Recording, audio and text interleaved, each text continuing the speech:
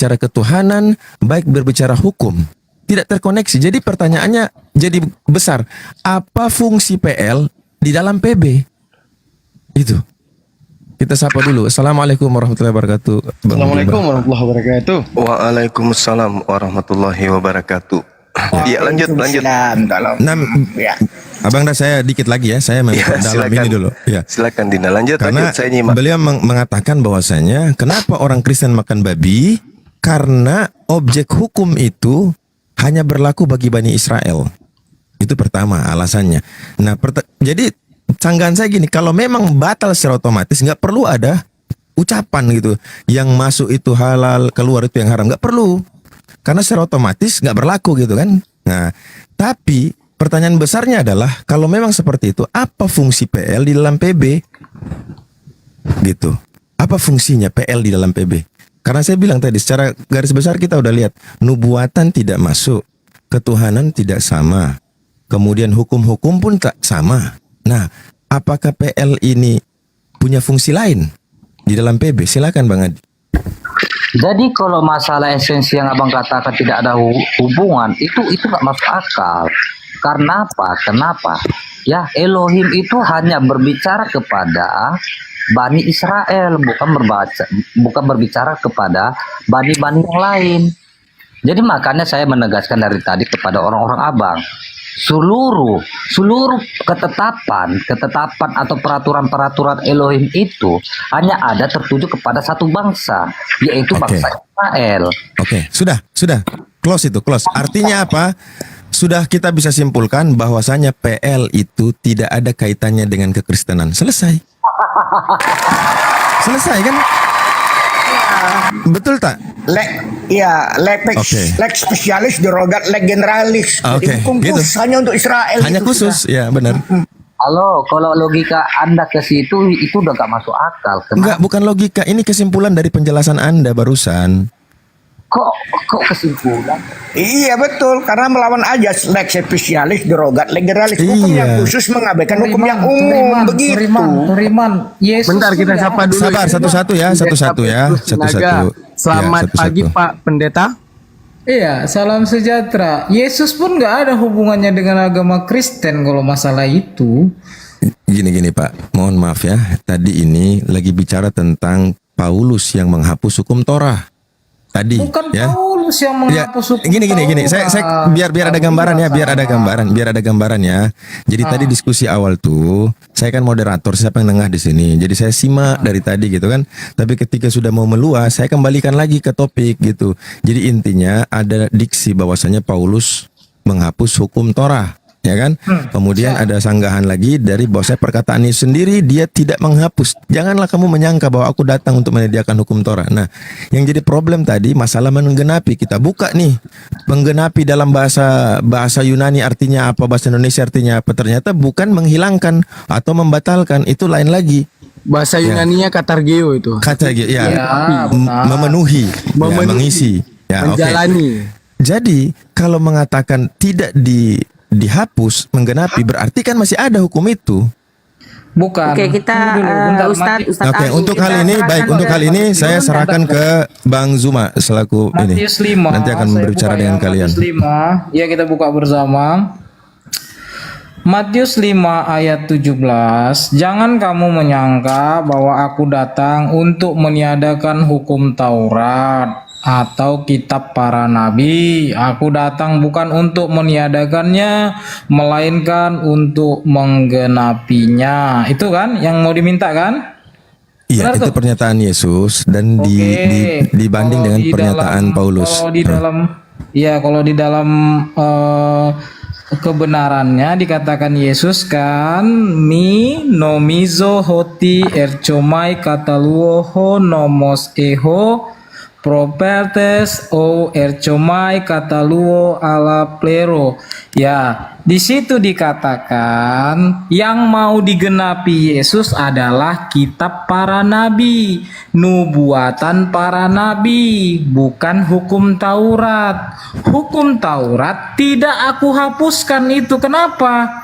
Karena hukum Taurat itu telah diikuti oleh jutaan manusia, dan orang yang bergantung pada hukum Taurat itu sudah ada hakimnya yang akan nanti diberikan mandat, yaitu siapa?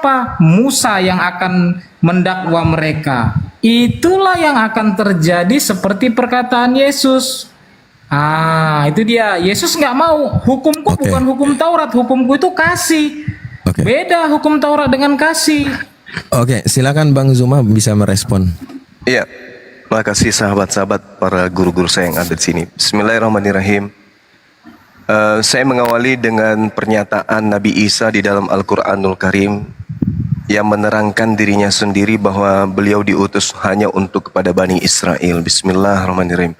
Wa isqala Isa bin Maryam, ya Bani Israel, inni Rasulullahi ilaikum. Ini seirama dengan Matius 15:24, aku diutus hanya kepada domba-domba yang sesat dari umat Israel.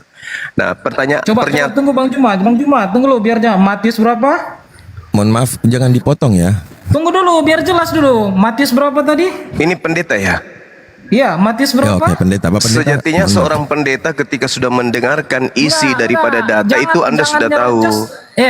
Gini. Anda baru mau bertanya dalilnya, Kalau Anda kita perlu pelan-pelan untuk menerjemahkan perkataan Bang Juma biar orang dengar. seorang Jawab yang Yesus, seorang aku yang diutus. belajar kalau Iya. sudah dibunyikan seperti itu dia udah tahu di kitab mana, bab mana, nomor berapa. Ini pendeta baru mau belajar. Kita ngapal kitab. Kita itu perlu melakukan perintah, bukan Apa? mengapal Kalau kitab. mengetahuinya saja bagaimana Anda bisa melakukan?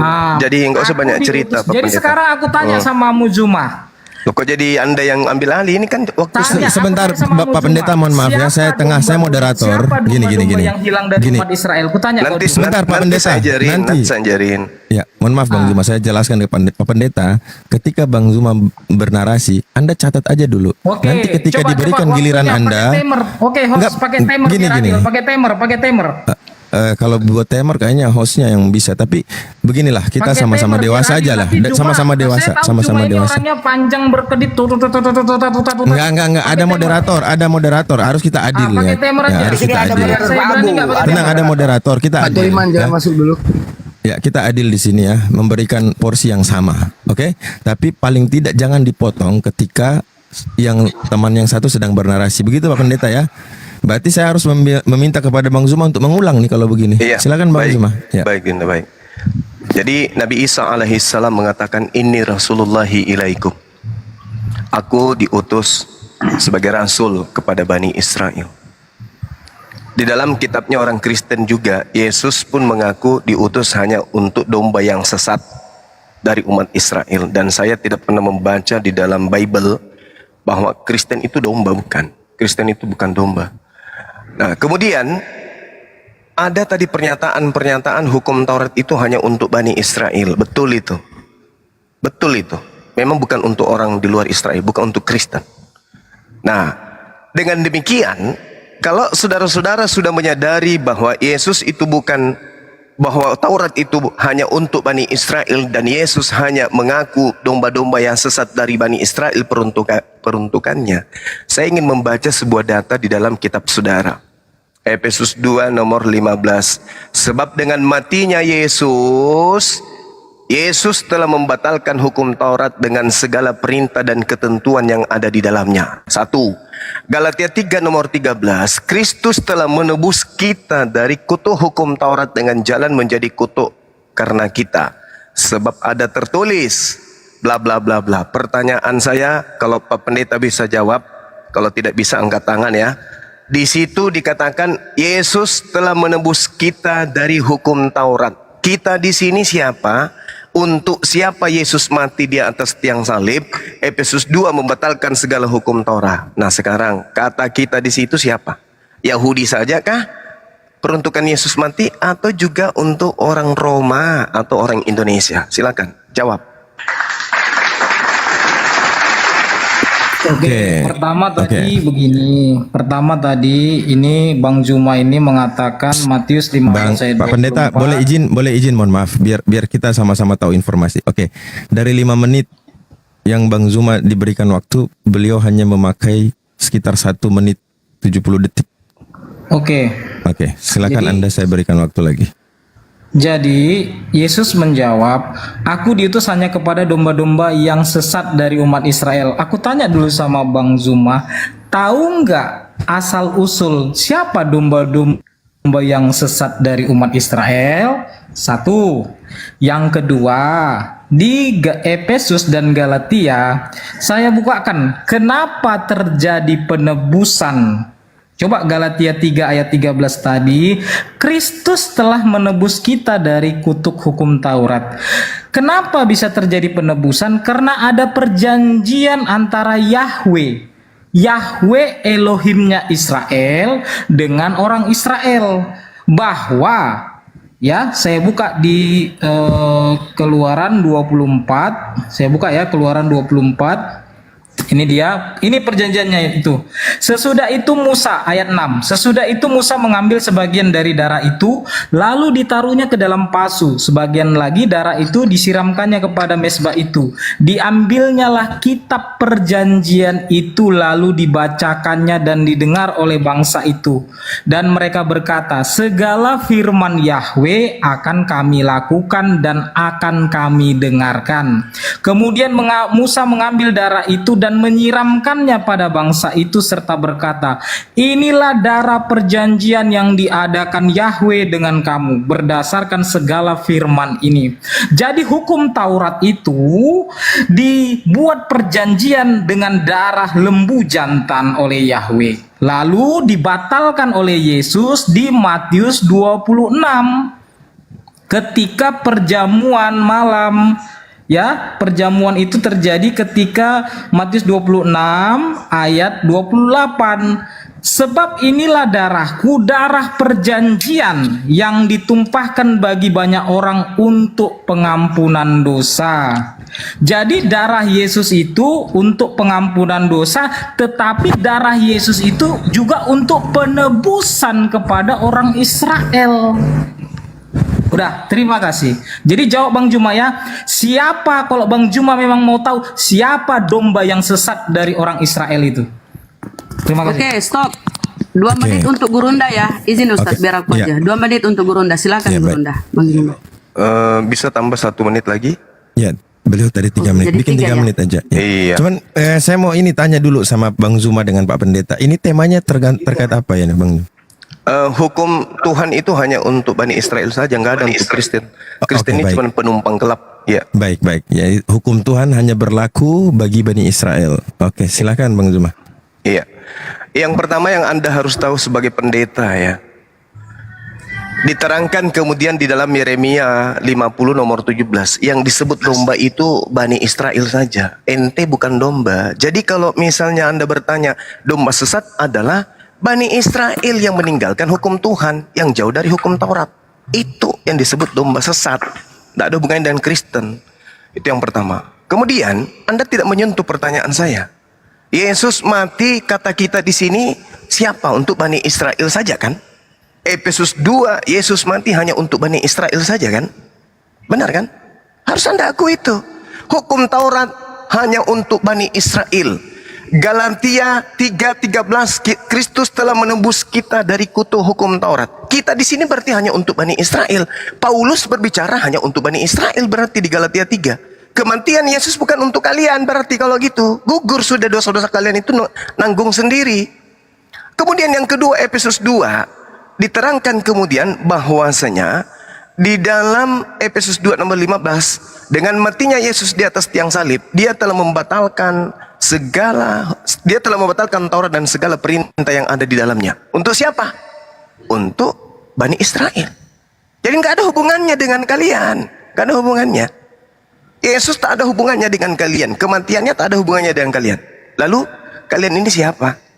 Kalian adalah pengikut makhluk yang datang kepada Paulus. Akulah Yesus yang kau aniaya. Nah, itu baru. Kalau Yesus yang makhluk yang datang mengaku kepada Paulus, akulah Yesus yang kau niaya. Itu kalian pengikut Yesus, makhluk yang mengaku Yesus itu.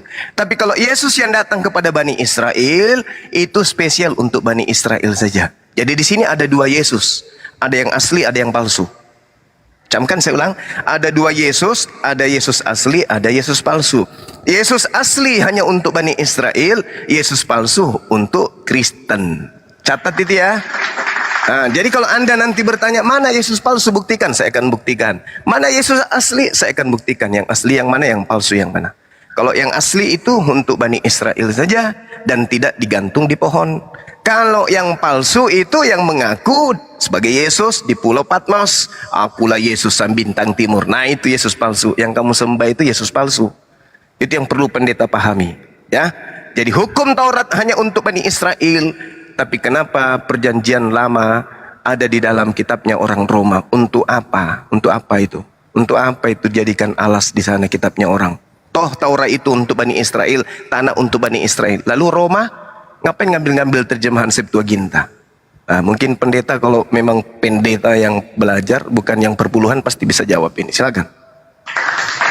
Oke, thank you Bang Zuma. Ya, Pak Pendeta bentar. Lagi-lagi. Ya, sebentar Pak Pendeta, mohon maaf Pak Pendeta. Berarti poin besarnya udah tahu ya. Kalau memang Torah untuk Bani Israel, lalu mengapa PL ada di dalam PB? Itu tema besarnya itu. Ya, Oke. silakan Pak Pendeta. Ya. Jadi sebenarnya kan sudah dibilang Paulus tidak bawa agama, karena yang mengatakan Kristen itu bukan Paulus tapi di Antioquia. Itu Paulus belum bertobat. Satu, yang kedua, dia dikatakan, coba kita baca dulu tentang Matius 15 ini. Sebenarnya siapa domba yang dikatakan Yesus? Tahu nggak? Yesus ini berbicara bukan karena mau menjelaskan sesuatu kepada orang-orang biar supaya orang ya begini deh, begitu deh. Bukan begitu caranya. Ya, Bang Juma ini nggak paham cara berbicara Yesus. Coba lihat judulnya perikop yang di Matius 15, perempuan Kanaan yang percaya.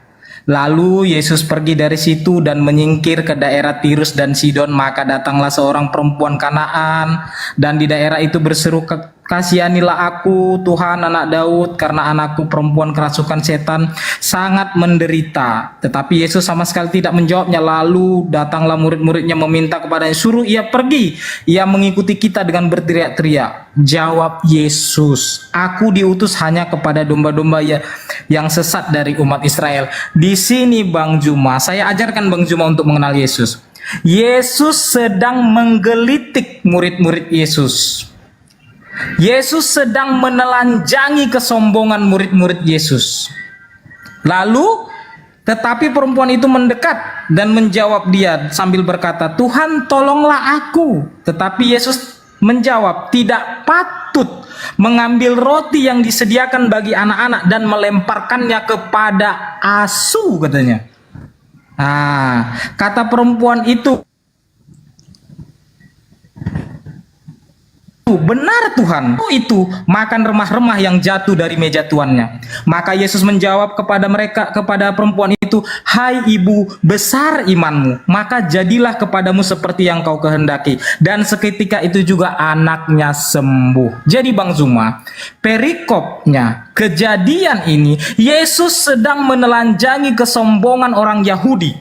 Karena orang Yahudi itu disampaikan dengan sombong, kami ini bangsa pilihan, yang lainnya itu anjing. Begitu.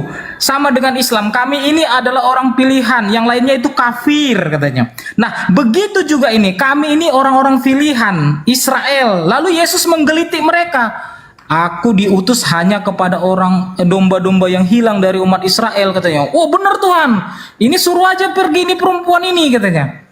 Lalu disitulah perempuan itu makin datang. Lalu dikatakan Yesus tidak patut mengambil roti yang disediakan bagi anak-anak dan melemparkannya kepada anjing.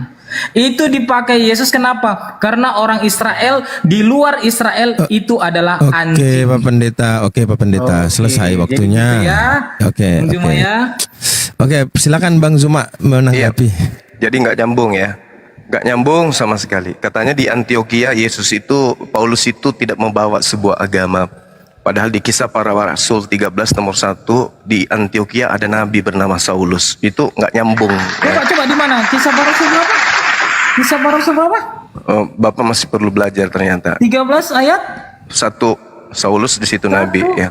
Ya, Pada catat. waktu itu dalam jemaat di Antioquia ada beberapa nabi dan pengajar, yaitu Barnabas. Di sini Paulus sudah bertobat. Iya, Saulus namanya kok di situ?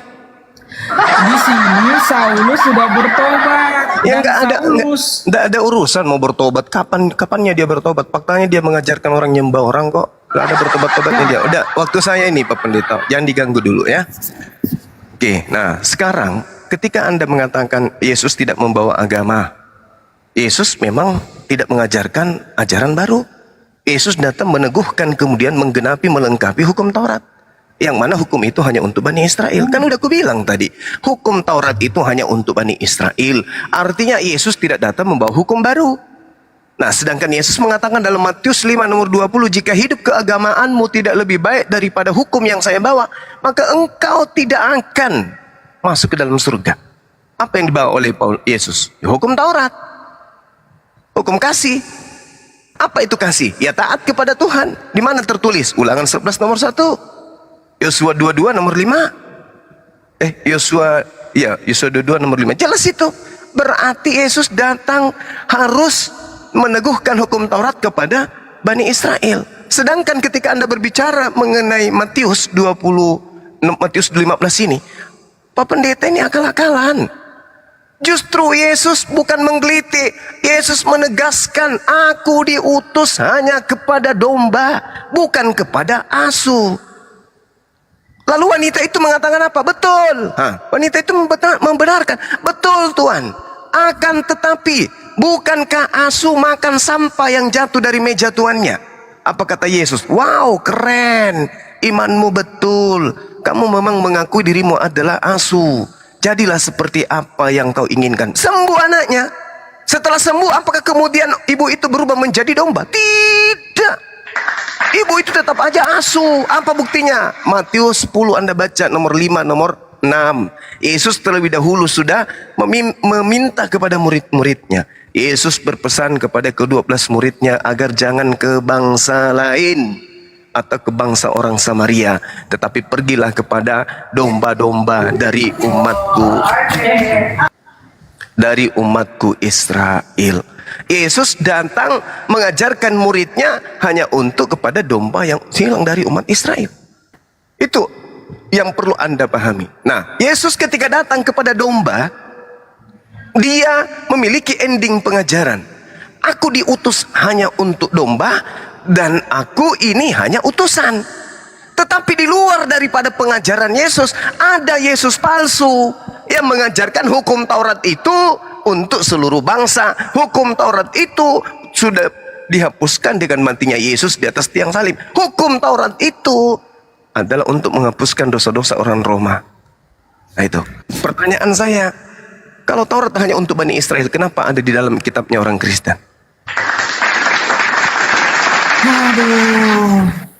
Sudah saya bilang tadi, pendiri agama Kristen itu siapa? Bukan Paulus. Udah satu. Sidang Konsili Nisea itu, di situ kekatolikan menyatukan, mengapakan kitab-kitab para nabi itu, tulisan para rasul dan para nabi dijadikan satu, itulah Alkitab, makanya menjadi satu. Sebenarnya itu tidak satu karena kitab itu adalah gulungan-gulungan awalnya. Nah, jadi Juma ya, kalau memang kau mau apa, itu semua ada transkrip dan aslinya. Udah, tidak direkayasa. Cuman sudah saya bilang tadi, menurut pengertianmu kau bilang mengutus kepada orang domba yang hilang umat Israel. Dia tidak jadi domba. Kenapa Yesus menggelitik domba-domba? Karena Yahweh menganggap bahwa umat Israel itu domba. Tapi Yesus tidak pernah menganggap bahwa manusia itu domba. Begitu masalahnya. Masalahnya Yahweh itu bukan Yesus. Jadi jangan samakan Yahweh itu dengan Yesus. Yahweh itu malaikat pemberontak. Yesus itu raja sorga. Jadi beda. Yang disembah Israel itu Yahweh, YHWH.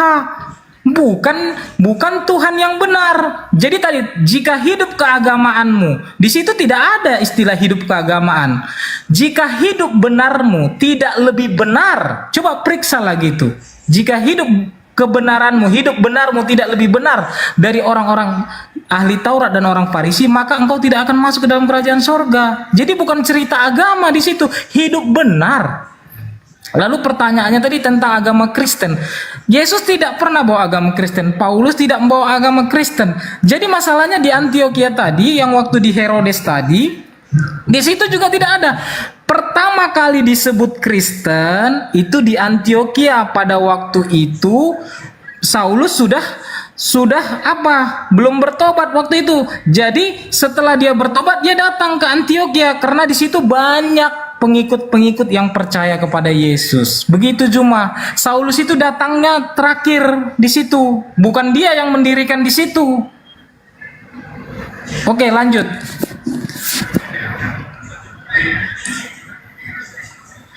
Boleh saya sedikit? Saya Abisa Putra ini mau ngomong juga sedikit ya. Boleh ya? Atau gimana? Ya, silakan Bang, silakan.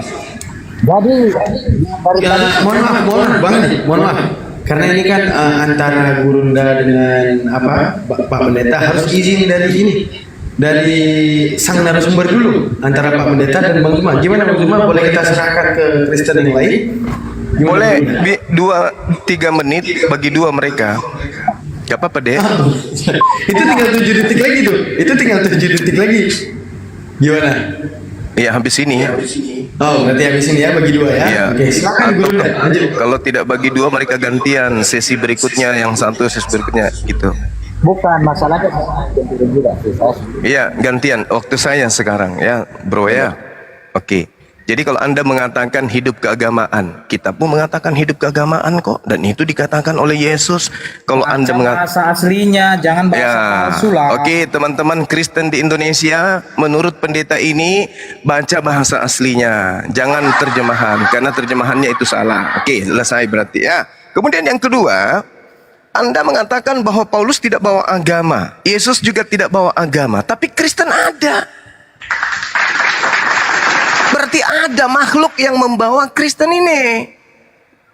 Oke, Yesus tidak bawa Kristen. Oke, Paulus juga tidak. Oke, tapi Kristen ada. Menyembah kepada oknum yang bernama Yesus ada. Ibadah minggu ada. Tidak bersunat ada. Makan babi ada. Berarti Kristen itu ada kan? Nah, siapa yang mengadakan konsep itu? Itu yang perlu Anda jawab. Kan tadi saya sudah mengatakan ada Yesus asli. Yesus asli datang meneguhkan, melengkapi, menyempurnakan hukum yang datang kepada Nabi Musa, yang Bani Israel sebut dengan hukum Taurat. Dan terbukti memang Yesus mengajarkan kepada muridnya untuk melakukan hukum Taurat. Itu terbukti. Yesus di dalam Matius 8 nomor 4, pergilah ke hadapan imam, perlihatkan diri kalian kepada imam, lakukanlah persembahan-persembahan yang diperintahkan oleh Nabi Musa. Yesus masih memerintahkan muridnya mempersembahkan hewan. Jelas kan? Di dalam Lukas 16 nomor 17, lebih mudah langit dan bumi lenyap daripada setiti hukum Taurat itu batal. Benar kan? Matius 5 nomor 19, siapa yang mengajarkan untuk menghilangkan hukum Taurat, meskipun yang paling terkecil, maka dia akan menempati tempat terendah di kerajaan Tuhan. Benar kan? Jadi Yesus yang asli datang untuk Bani Israel, mengajarkan hukum-hukum Tuhan yang datang kepada Nabi Musa. Benar kan? Tidak pernah dia batalkan, apalagi mati di atas pohon untuk membatalkan. Itu nggak ada. Itu ajaran dan bisikan makhluk yang datang kepada Paulus. Nah, kenapa ada perjanjian lama? Terjemahan kitab Tanakh di dalam agama Romawi. Agama Romawi, agama yang didirikan oleh kerajaan Romawi, yaitu Katolik, yang nanti punya anak seperti Advent, Protestan itu anak-anaknya itu. Nah, kenapa ada kitabnya orang yang khusus untuk Bani Israel? Kenapa ada di agama Anda? Untuk apa itu? Kalau saya melihatnya sih itu untuk kamuflase. Untuk supaya dianggap Kristen ini agama benar. Jadi jadikanlah kitabnya orang sebagai apa? sebagai sampul supaya ditutupi ajaran makhluk yang datang kepada Paulus. Akulah Yesus, manusia dari Nazaret yang kau aniaya. Ternyata dia adalah bintang timur. Bintang timur itu iblis. Berarti yang Anda sembah selama ini setan. Iblis yang Anda sembah yang bernama Yesus itu, yang ngaku Yesus itu setan. Itulah bintang timur. Dalam Yesaya 14, 12 sampai 15, bintang timur ini yang ingin menyamai pencipta alam semesta. Makanya tadi Anda mengatakan yang disembah Yahudi itu iblis kan? Ternyata yang disembah Kristen itulah yang setan. Ayo, bisa Anda bantah? Pakai data tapi ya. Silakan. Oke, terima kasih. Jadi tadi bercerita bahwa hukum Taurat. Kita buka Matius 11 ayat 12. Sejak tampilnya Yohanes Pembaptis hingga sekarang, kerajaan sorga diserong dan yang menyerongnya mencoba menguasainya. Siapakah yang mau menyerong kerajaan sorga?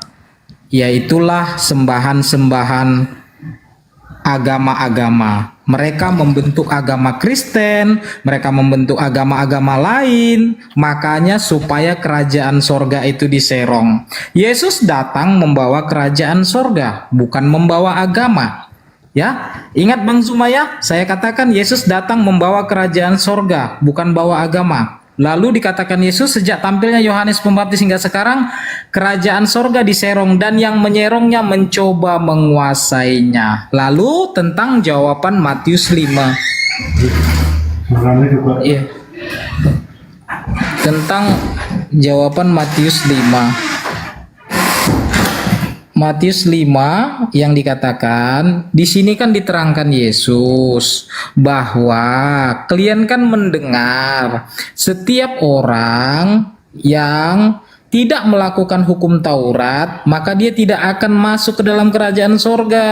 Ini kan diterangkan Yesus. Lalu di ayat 20-nya baca Bang Juma, maka aku berkata kepadamu jika hidup benarmu, katanya, tidak lebih benar dari ini. Keterangan dari Matius 5 ayat 17 sampai 19 ini Yesus sedang mengutip ayat mereka bahwa hukum Taurat itu harus dilakukan. Lalu Yesus memberi kesimpulan. Nah, disitulah mereka seperti kena tembak begitu Bang Zuma ya. Jadi harus paham konteksnya. Nah, kalau Bang Juma nggak percaya Yesus menentang hukum Taurat, baca ayat 21-nya. Kamu telah mendengar yang difirmankan, jangan membunuh, siapa yang membunuh harus dihukum. Tetapi aku, itu berarti hukum Taurat diberikan Yahweh. Yesus menyangka, tetapi aku bilang marah saja nggak boleh, katanya. Dan itu dibuktikan Yesus tidak pernah marah. Itu Yesus konsisten. Yesus bintang timur yang gilang gemilang. Jadi di terjemahan Yesaya 14 itu bukan bintang timur Bang Juma. Itu adalah Hilal bin Sahar. Baca lagi Bang Juma bahasa Ibraninya. Hilal itu Bang Juma ya. Baca lagi Bang Juma itu. Jadi kalau mau baca Wahyu 22 itu baru bintang timur yang gilang gemilang. Jadi beda Bang Juma. Terima kasih Bang Juma. Oke, silakan cek Yesaya 14 ayat 12 bahasa Ibraninya. Oke. Jadi gini. Yang pertama tadi Anda berbicara mengenai Matius berapa tadi? Matius 5 nomor 20. Itu Anda katakan jika hidup benarmu, itu nggak ada. Anda berbicara mengenai original teks itu kata yang ada di sana itu humon. Humon itu berbicara mengenai kepercayaan, berarti keagamaan kan? Oke, humon itu berbicara mengenai kebiasaan dalam beribadah. Berarti kepercayaan, berarti agama. Kepercayaan itu agama. Belajar lagi Pak Pendeta, ya. Kemudian yang kedua, pada intinya kemudian adalah hukum Taurat datang hanya untuk Bani Israel. Yesus diimani oleh orang Kristen, mati berarti hanya untuk orang Israel. Selesai di situ kan? Selesai. Berarti Kristen ini tidak ada lagi panduan. Taurat hanya untuk Bani Israel. Harusnya perjanjian lama itu dihapus dari agama Kristen. Karena itu untuk Bani Israel. Nggak ada hubungannya dengan Kristen ini. Kristen itu murni kitabnya itu perjanjian baru saja. Oke? Jadi ketika Anda mengatakan bahwasanya Yesaya 14 nomor 12 ada Hillel bin Zakar, itu bukan berarti merujuk kepada bintang timur, Anda keliru. Karena di situ bin Zakar itu artinya bintang fajar atau putra fajar. Anda nggak bisa kemana-mana. Putra fajar berarti putra matahari. Yesus itu diimani sebagai terang dunia, berarti dia adalah matahari. Kemudian bintang timur ini memang dikenal Lucifer. Apa buktinya? Anda baca data selanjutnya. Engkau yang tadinya berkata dalam hatimu, aku hendak naik ke langit, aku hendak mendirikan tataku, mengatasi bintang-bintang Elohim, dan aku hendak duduk di atas bukit pertemuan, jauh di sebelah utara. Nomor 14-nya apa yang dikatakan? Aku hendak mengatasi ketinggian awan-awan, hendak menyamai yang maha tinggi. Ini Lucifer, ini setan, iblis. Iblis ini ya, bintang timur ini iblis ya, jelas ya. Putra fajar ini, putra matahari, jelas itu adalah iblis. Nah, sekarang permasalahannya ada di Anda. Apakah seorang pendeta mampu menunjukkan kemudian pengakuan Yesus ketika dia berdakwah 3 tahun, dia mengatakan akulah bintang timur? Ada nggak Yesus pernah mengatakan itu? Ada? Tidak akan pernah Anda temukan Yesus mengaku sebagai bintang timur. Nggak ada. Kecuali sosok makhluknya datang kepada pengarang kitab mimpi atau kitab Wahyu 22 nomor 16 yang Anda bahas tadi itu. Akulah Yesus, tunas Daud, bintang timur gilang gemilang. Ah, itu siapa itu? Itu yang kita cari. Itu makhluk apa yang datang-datang mengaku bintang timur? Karena yang disebut bintang timur, putra fajar itu hanya Lucifer. Lucifer itu setan. Berarti yang Anda sembah selama ini setan. Karena yang Anda sembah adalah bintang timur. Bintang timur sama dengan setan. Berarti Anda penyembah setan. Benarlah kata Al-Quran. Benarlah kata Yesus juga. Begitu. Iblislah yang menjadi bapakmu. Gitulah. Jadi gini, Juma ya. Bentar bang, sekali aja. Jadi Juma gini ya. Jadi bolak-balik Bang Juma ini ingatkan Yesaya 14 ayat 12. Makanya Bang Juma besok ke LAI, lalu lempar Alkitab itu kepada LAI. Kalian ini kok terjemahkan Helal Ben Sahar ini jadi bintang timur gitu. Itu memang tulisannya Eknapal Samaim Helal Ben Sahar.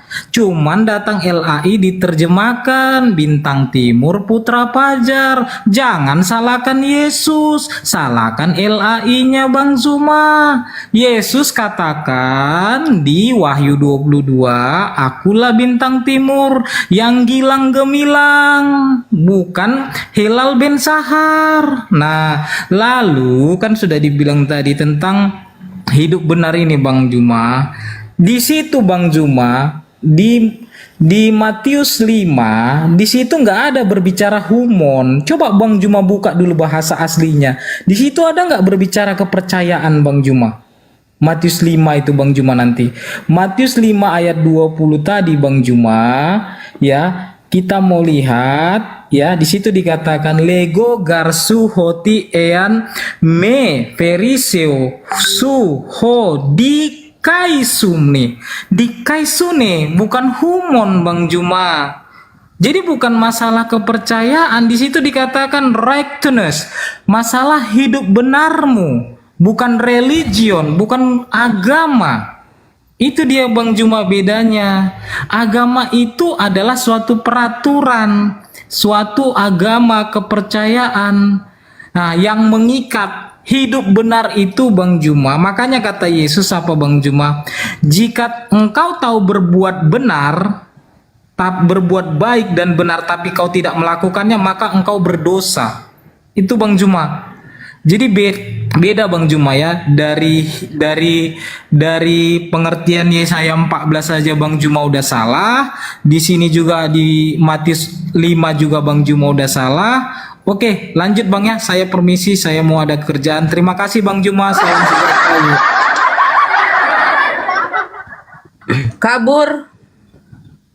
Kabur. Itu pendeta. Iya, itu pendeta. Diklarifikasi kabur. Aduh. Ya, boleh saya tanggapi? Boleh ya? Silakan. Iya, iya. Jadi dalam bahasa Ibrani itu memang disebut hilal atau helale. Hilale itu artinya adalah bintang. mereka mengartikan bintang fajar atau bintang timur. Dengan kata Ben itu adalah anak, dan fajar sendiri mereka sebut dengan sebutan Sakhar. Berarti kan putra matahari kan? Jelas kan? Gak bisa Anda bantah itu, gak bisa Anda bantah. Kalau Anda kemudian tidak paham nomor 12-nya, lanjutkan di nomor 14-nya.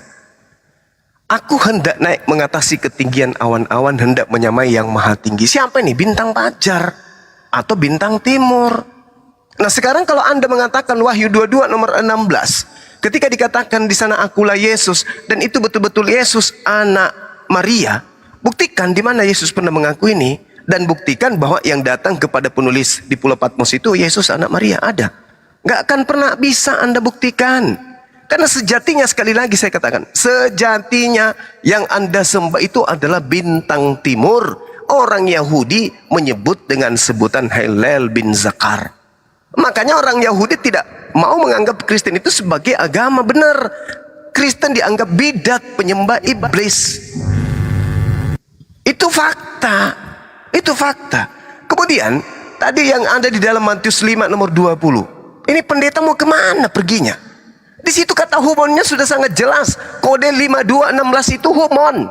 Humon itu artinya kepercayaan, atau biasa disebut dengan ibadah atau adat istiadat yang terkait dengan rutinitas ritual. Apaan sih pendeta? Ya, Ardiansa juga kabur juga. Jadi siapa ini yang sekarang mau diluruskan otaknya agar tidak menyembah lagi bintang timur nih? Ada bahaya ini, bahaya, sudah bahaya. Bang, Sini Gurunda. Assalamualaikum. Masih di sini Gurunda, tenang aja Gurunda. Bang Zuma. Iya, Dinda, iya. Saya mau tanya ini. Iya, silakan. Kok di dalam Bible itu ada ayat polantas? Gimana itu? Iya bang, betul bang, ada bang. Iya tuh.